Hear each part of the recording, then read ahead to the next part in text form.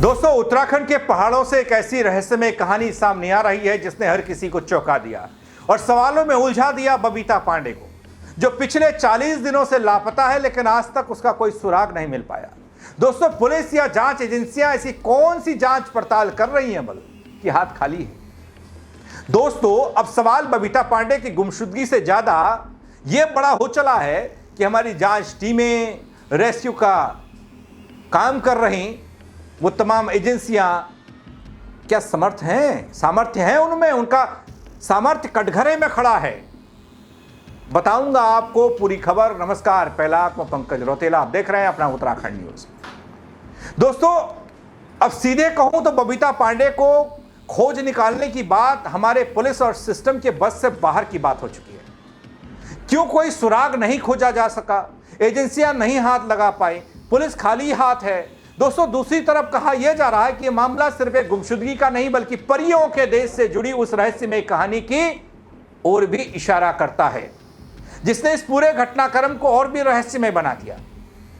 अब विश्वास पुलिस पर नहीं, परियों पर ज्यादा हो गया। और सबसे बड़ी बात तो यह कि आखिर इतने लंबे समय से चल रहे सर्च ऑपरेशन के बाद बबीता पांडे क्यों नहीं मिली, वो कहां है?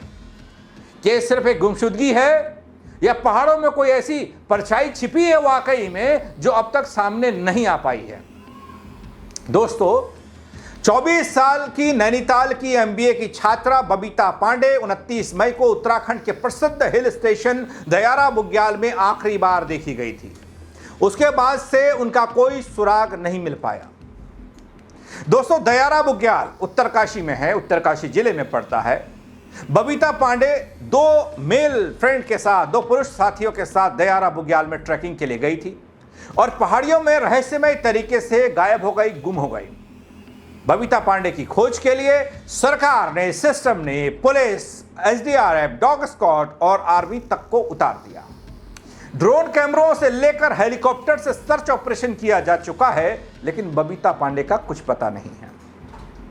बबीता पांडे छोड़िए, 39 से 40 दिनों में उससे जुड़ा कोई सुराग रत्ती भर भी हाथ नहीं लग पाया। लापता बबीता पांडे को लेकर सोशल मीडिया पर दोस्तों तमाम तरह की अफवाहें हैं।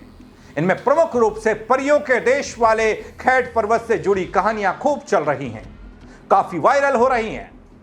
बबीता पांडे को लेकर अफवाह है कि उन्हें परियां कथित तौर पर अपने साथ ले गई। दोस्तों, हमारी स्थानीय भाषा में परियों को वनदेवी या फिर आचरी कहा जाता है।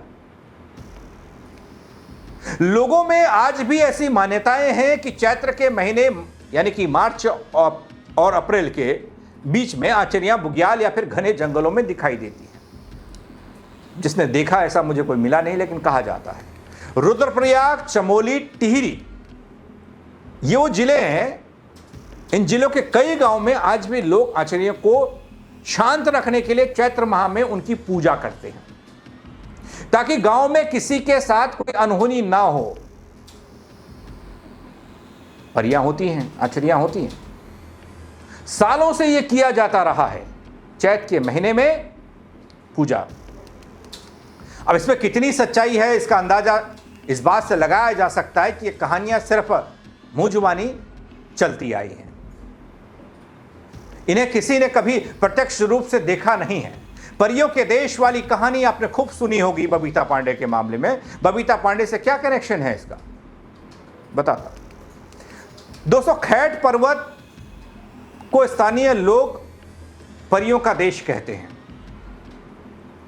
यहां बोर्ड भी लगाए गए हैं, सरकारी बोर्ड भी, कुछ पुराने कुछ नए, जिसमें लिखा है परियों के देश में आपका स्वागत है, साफ देखा जा सकता है। स्थानीय लोगों में मान्यता है कि रात के वक्त खैट पर्वत में चमकदार रोशनी दिखाई देती है। अगर कोई अकेला जंगल में चला जाए तो परियां उसे वश में कर लेती हैं और कथित तौर पर गायब कर देती हैं। हालांकि दोस्तों, खैट पर्वत चंदानी गांव से 5 किलोमीटर दूर है और टिहरी गढ़वाल में आता है। खैट पर्वत से उत्तरकाशी की दूरी 100 किलोमीटर से ज्यादा है। उत्तरकाशी अलग जिला, टिहरी अलग जिला, यानी कि खैट पर्वत दूसरे जिले में। जहां दयारा बुग्याल से बबीता पांडे रहस्यमय तरीके से लापता होती है, वो उत्तरकाशी का जिला। दोस्तों, बबीता के केस को थोड़ा पीछे जाकर समझने की कोशिश करें तो बबीता पांडे अपने दो साथियों उधम सिंह नगर से जो उसके दोस्त थे हरमनपाल सिंह और उत्तर प्रदेश के शाहजहांपुर के रहने वाले हरप्रीत सिंह के साथ उत्तरकाशी पहुंची थी, जहां हर्षिल, गंगोत्री और आसपास के पर्यटक स्थल घूमने के बाद 28 मई को वे रैथल गांव में रुके, जिसका सीसीटीवी कैमरों में जिक्र है। बबीता को इन दोनों के साथ, अपने दोस्तों के साथ आखिरी बार रैथल में देखा गया। यहां दोस्तों आपको एक बात बताओ, बबीता पांडे अपने दो साथियों उधम सिंह नगर जिले के हरमनपाल सिंह, उत्तर प्रदेश के शाहजहांपुर के रहने वाले हरमनप्रीत के साथ उत्तरकाशी गई थी ना, जहां हर्षिल, गंगोत्री और आसपास के पर्यटन स्थल घूमे, 28 मई को रैथल पहुंची और उसके बाद गायब हो गई। लेकिन बड़ी चौंकाने वाली बात यह है दोस्तों, ये जो दो दोस्तों का जिक्र बार बार होता है ना, ये दो दोस्तों के बारे में भी कोई अपडेट नहीं है। क्या ये पुलिस के हिरासत में ही है या पुलिस ने इन्हें गुपचुप तरीके से भेज दिया? कहां है? इनसे जो पूछताछ हुई उसमें कितनी बातें इन्होंने बताई? पुलिस कहती है हमने सब पूछ लिया, उन्होंने सब बता दिया जो उनको जानकारी थी। लेकिन ये दो लोग आज तक सामने नहीं आए, आज तक सामने नहीं आए बबीता पांडे केस में। क्यों नहीं आए, इसका भी कोई जवाब नहीं है।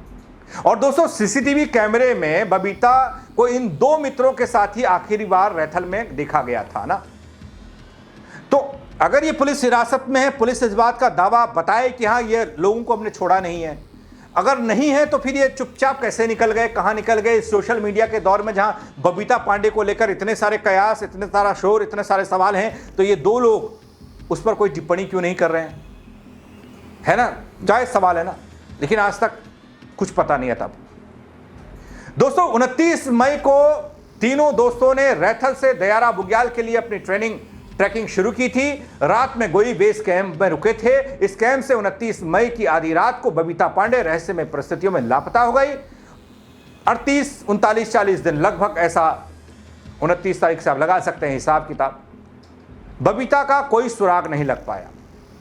दोस्तों, बबीता मिसिंग केस की जांच के दौरान खुलासा होता है कि पर्यटन विभाग के अधिकारी पोर्टल एक्सप्लोरर उत्तरकाशी पर बबीता पांडे या उनके साथियों के नाम का कोई वैध डिजिटल परमिट नहीं मिलता है। उत्तरकाशी के जिला पर्यटन अधिकारी के जोशी का यह कहना कि जिस ट्रैकिंग एजेंसी के माध्यम से ये लोग आए थे, उसने सरकार के राजस्व और निर्धारित 150 ट्रैकर्स प्रतिदिन की अनुमति के नियम को दरकिनार करने के लिए एक पुराने फिजिकल परमिट पर बबीता और उसके दोस्तों के नाम चिपका दिए। चेकपोस्ट पर जब उसका QR कोड स्कैन किया गया तो वो पुराने ट्रैकर्स का डेटा दिखा।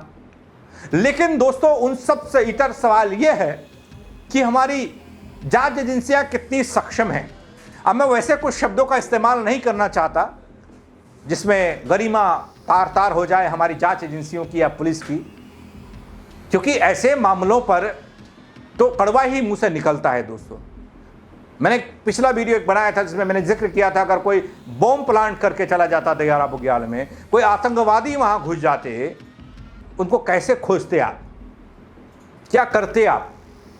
आपके बस की नहीं है तो आप दिल्ली से नहीं तो दुनिया से आप हेल्प ले सकते हैं, वहां से सीख सकते हैं कि भाई कैसे खोजा जाता है, कैसे रेस्क्यू किया जाता है। बबीता पांडे नहीं मिली, पिंडारी ग्लेशियर से विशेष चौहान गायब हुए गाजियाबाद के, वो नहीं मिले।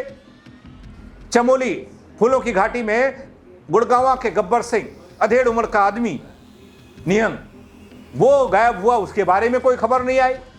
तो कौन सी रेस्क्यू की बात करते हैं हम? आदमी जिंदा है, मरा है, वो बात अलग है। आदमी वहां है या वहां से चला गया, वो बात अलग है।